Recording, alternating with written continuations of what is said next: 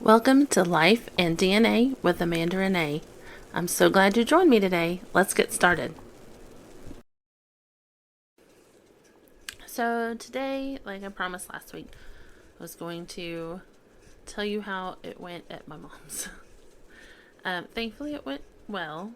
I'm doing good. Like I said last week, I'm trying to let go of any, anger and bitterness towards her for everything. And this trip was easier than it has been. So it made it nice. We actually talked more. I'm still very cautious on what I bring up to her, cautious on what I let her know, and I don't go very deep. I just stay kind of shallow and keep it to the basics. Don't give very many details. And the kids had fun because my mom lives out in the country, and my brother that still lives at home is like a big kid, and so they played with him outside and drove his golf cart, and my stepdad's old riding lawnmower that doesn't mow anymore, but they ride around in it, and so they got to do all of that. There were a couple of things that definitely reminded me, okay, you weren't wrong, because a lot of times with covert narcissists, they're very good at hiding that. They are called covert for a reason. It's harder to tell that they're narcissistic. But there were a few times in our conversations where I was like, okay, you didn't make it up. You didn't imagine it. This is what she is. And right now she's doing a really good job of hiding it. But there were those digs. The digs. One of them.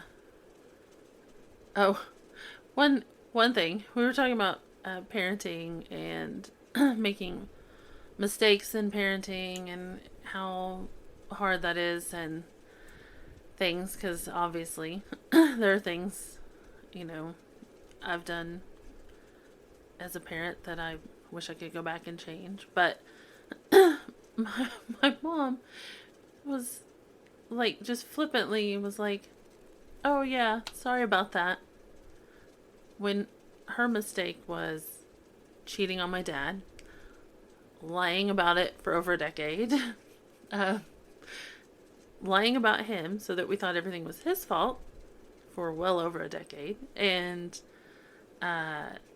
taking his house and property from him because she lied about it and made it look like it was his fault. Yeah. But she just flippantly was like, oh yeah, sorry about that. I'm like, okay. Yeah. And then the other thing, somehow we got on the subject of my birthday for some reason. I don't remember how that came up. And she made the comment that, like, I don't invite her to my birthday anymore. And like, you're the one that made it very clear you weren't coming to anyone's birthdays anymore. Not even your grandkids. So why would I invite you? You've let us know you are not coming. And I have invited, even after she said she wasn't coming, I still let her know when my kids' birthday parties were coming up. But she, of course, didn't come. So it was all I could do to keep the peace and keep my mouth shut. It was all I could do. I knew there wasn't any point confronting her about it, because she would either deny it, play the victim, make excuses. I wasn't in the mood for that, so I just took a deep breath and moved on. But other than that, it was a good visit. I'm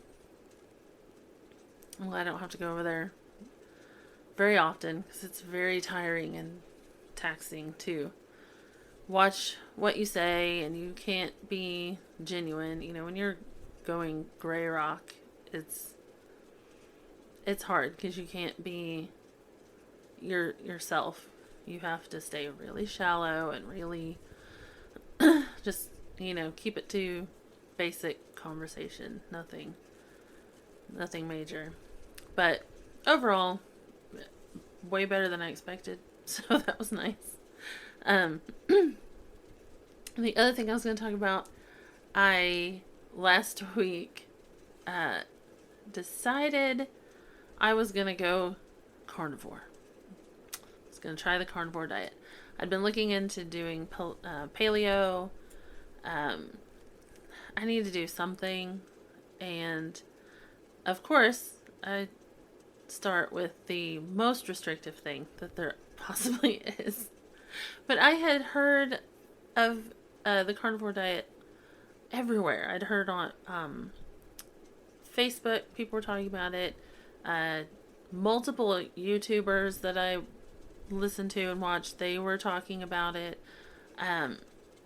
Even one of the my fellow podcasters that I communicate with, she had mentioned it on her show.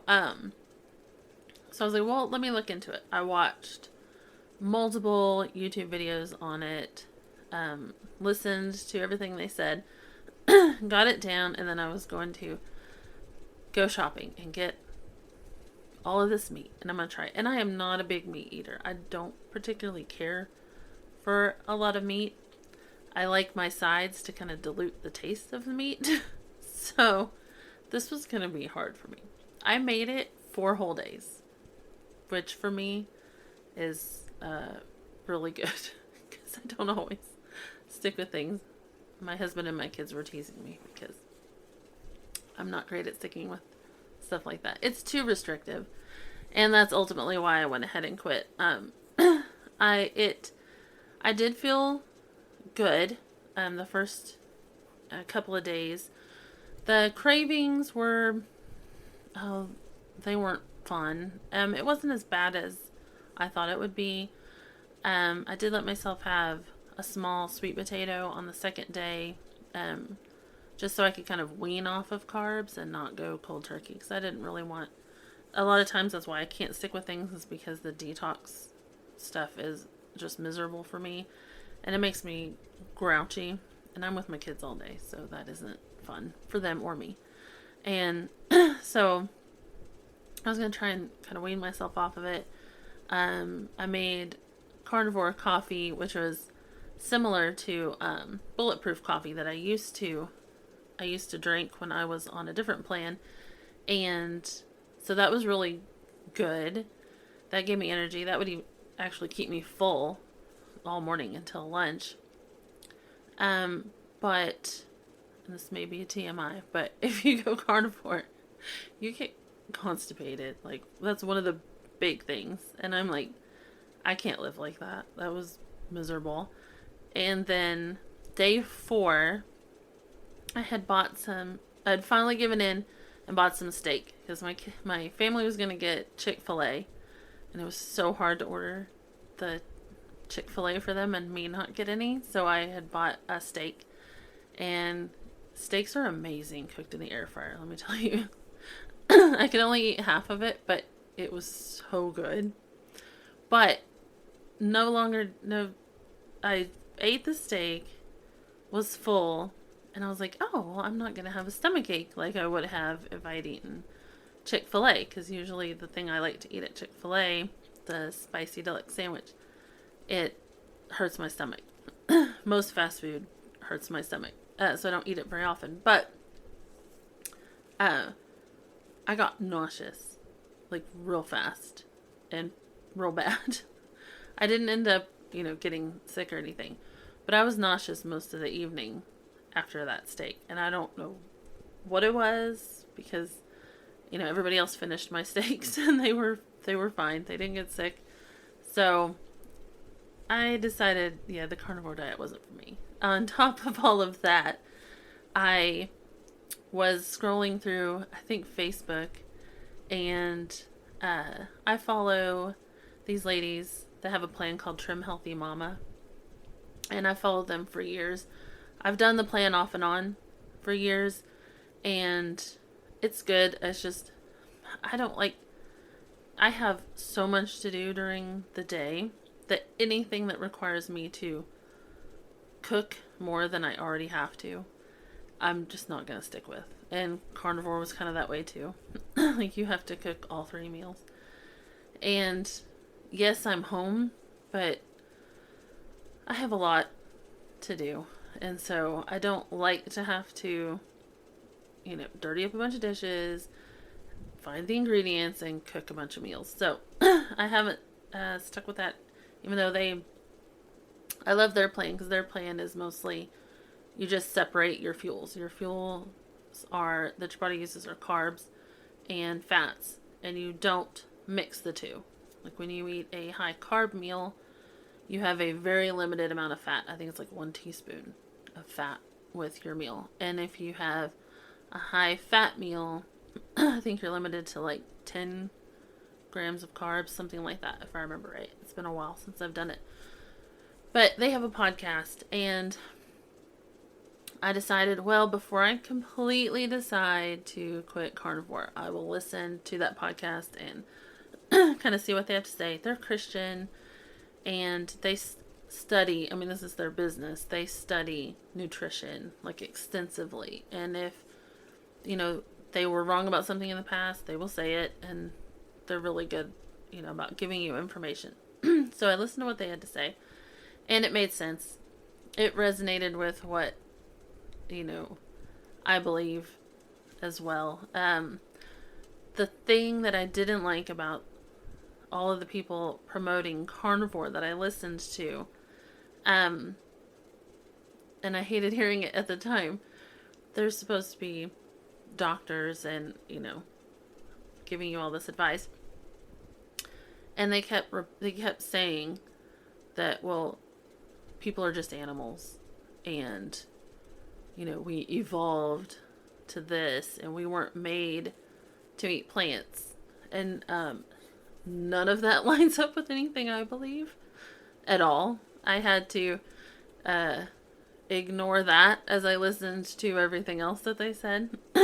And honestly, I just wanted something to kind of jumpstart some weight loss, because with Hashimoto's, it's just so hard to lose weight. If I restrict how much I eat, it's really not gonna do a whole lot for me, and that's frustrating, especially since I've got a little ways to go on what I need to lose. But so it's just, I get exasperated sometimes with how long it takes and how hard it is in this the slow process of just cutting back. So anyway, I don't believe that. God created animals and people, yes, on the same day. There are very many similarities, but we are the only ones that he breathed his life into. We are the only ones made in his image. We are not just animals. We didn't evolve from animals. And if you look in Genesis, before Adam and Eve sinned, every creature and person, everybody was made to be vegetarian. So kind of the whole premise of Carnivore went against what I believe. So I listened to them, and the Trim Healthy Mama, it's all about balance. And typically, anytime I study anything with God, it is all about balance. You never want to go in one ditch or the other. You want to stay kind of in the middle of the road, typically. And so, while I went a little crazy my first few days back, getting to eat, it's like, oh, I was deprived of this for 4 whole days. I needed to eat this. I'm trying to get back, and my thing is finding, like today I made homemade oatmeal, and I put sugar-free chocolate chips in there. I did put a little bit of sugar on top though, so I need to get my stevia back out, I guess. And So I made, a healthy breakfast. The kids ate some too. And that didn't take very long at all. So that wasn't hard. That was nice. I can do that, pretty regularly. My thing is just making myself do it. And then my two big downfalls, because I don't eat a lot at dinner. I'm not great at coming up with healthy dinners all the time. We have a lot of pasta, even though pasta hurts me. I can't really eat a whole lot of it. So I don't eat a ton at supper generally. And breakfast is all usually small for me too. So my two downfalls are lunch. And it's not that I eat a ton at lunch, it's just my go-to choice is nachos with the shredded cheese, not the liquid cheese. Just because it's easy and filling and I don't really have to think about it. It's just really hard for me to find a quick, easy, healthy lunch. But if I could find something like that, so if anyone has any suggestions that is not salad, I can't eat salad that I've made at home. It will hurt my stomach every time for some reason. I can eat it at a restaurant, but I can't eat it at home. And I don't understand why. But, so if anybody has any quick, easy, healthy lunch ideas, I would appreciate it. Every time I Google it or look for something, it's never anything that I'll actually eat. And then snacking at bedtime.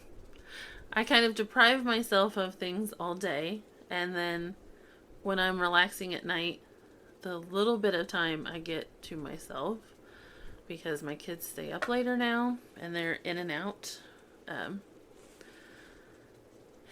the living room, the way the house is set up, so I don't get a lot of just alone time, and with the way I'm wired, I need that. So without staying up really late, I kind of do that. But I like to have a snack. I don't like to be starving all night. I don't like to have my stomach growling and wake me up. So that is my other weakness. I need to quit doing that. And I know I need to quit doing that. And I need to do better about that. So that's what I'm working on, is cutting that back, trying to find a better lunch option, and cooking my breakfast in the mornings if I can do it quickly. So has anyone out there tried Carnivore or even heard of it? And what was your experience on it? If you did, I'd love to hear. I just didn't care for it. You can eat meat and eggs. You're allowed to eat cheese, but I'm not a big cheese person, except on my nachos. And I was so sick of meat and eggs after 2 days. I couldn't even imagine going much past that. And then the other thing going on is, well, of course, Thanksgiving is next week. And we have a lot to do. We're decorating our Christmas tree this weekend. So the kids and I, we're taking all of next week off school, except for Monday, because we need to do Friday's work on Monday. Friday is when we dig all the totes out of the shed with our Christmas stuff, and I'm going to get the tree all set up so that we can decorate it on Saturday evening. Saturday ended up being a really busy day for us. Normally we don't have anything to do but decorate the tree. And our tradition, when we decorate, this started with my family, and I've carried it on, but when we decorate, I make a bunch of snacks. So our dinner will be mostly snacks. I make a punch. It's called Grinch punch, and if you Google that recipe, it is really good. Really good. And Chex Mix, of course. As soon as I smell Chex Mix, it feels like Christmas to me. And I make homemade fudge. What else? I made pumpkin rolls last weekend, and we have one of those to eat. We get the Ritz crackers with the spray cheese and put olives on some of those. So you have olives and pickles, and I have nice, pretty platters and trays and stuff that we use just for this and for Christmas Eve. We get the same snacks back out on Christmas Eve and do the same thing when we hang stockings and watch A Christmas Story. So I'm looking forward to that this weekend. That's always fun. Now that the kids are older, we let them decorate the tree mostly, and we just stand there and hand them ornaments, which makes it nice. They're even getting tall enough they can reach most of the way up the tree now. And then next weekend, or next week, we will spend Thanksgiving with my dad's family, which is always fun. I have a really big family on that side. And my aunt and uncle live out in the country where my grandpa used to live, or where my grandparents used to live. Excuse me. And so the kids get to like drive the side-by-sides and run around and see the cows and the horses, and they have a really big house, so we all have a lot of space to hang out and eat. It kind of sucks this year because everybody has to leave early for a stupid football game on Friday when they normally play on Saturday. So we normally get to have like a big hayride and stuff on Friday, but not this year because everybody has to leave. So far that's how it's looking. I'm kind of hoping.